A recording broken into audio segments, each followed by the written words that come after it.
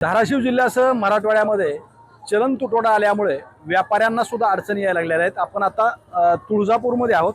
आपण जर पाहिलं तर तुळजापूरमध्ये ही मार्केट लाईन आहे, भवानी रोडवरती आपण आता आहोत आणि या ठिकाणी मोठ्या प्रमाणात व्यापाऱ्याची दुकानं जी आहेत ती आपल्याला पाहायला मिळतात आणि त्यांना सुद्धा गेली 3 दिवसापासून चलन तुटवडा भेडसावत आहे। त्यामुळे मार्केटमध्ये अडचणी निर्माण झालेल्या आहेत।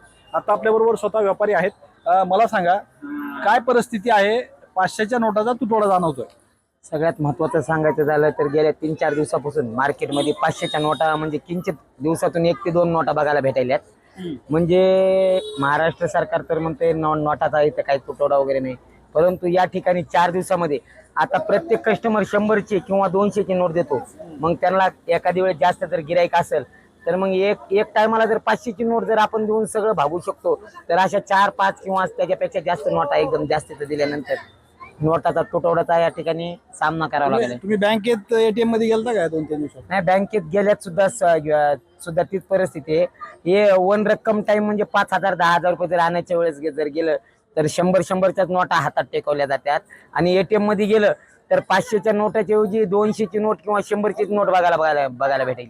आणि एटीएम पण बंद आहेत बरेचसे। नाही, एटीएम तर बघायचं जर झालं तर या ठिकाणची ऍक्सिस बँक आहे, HDFC बँक आहे, जेवढ्या प्रोफेशनल बँक आहेत त्या तुळजाभवानीच्या रोडच्या आणि आजूबाजूच्या परिसरात एटीएम बंद असल्यामुळे या ठिकाणी सगळ्या म्हणजे या ठिकाणी आलेल्या भक्तांना आणि आम्हाला सुद्धा सगळ्यांनाच खूप त्रास होतोय। काय करायला पाहिजे पर्याय? याला काय पर्याय म्हणजे आता एकच आहे की या ठिकाणच्या ज्या स्टेट लेवलच्या ज्या बँक आहेत किंवा RBIच्या मार्फत यांच्यावर लवकरात लवकर काहीतरी मला वाटतं कारवाई करावी, किंवा एटीएम आणि तुमच्या ज्या नॅशनल बँका ज्या आहेत, ऍक्सिस आहेत किंवा HDFC आहे किंवा इंडिया बँक आहे, महाराष्ट्र बँक आहे, त्या नावालाच बँक झाल्यात की काय असं वाटायले।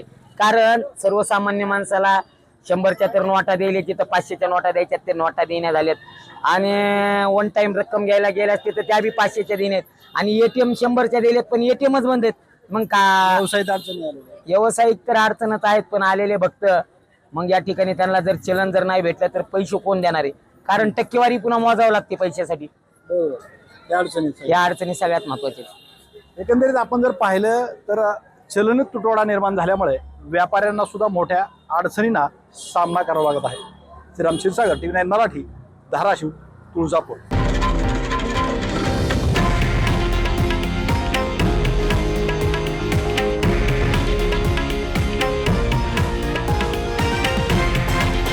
हे आहे देशातील नंबर 1 न्यूज नेटवर्क आणि आपण पाहत आहात TV9 मराठी, एकमेव।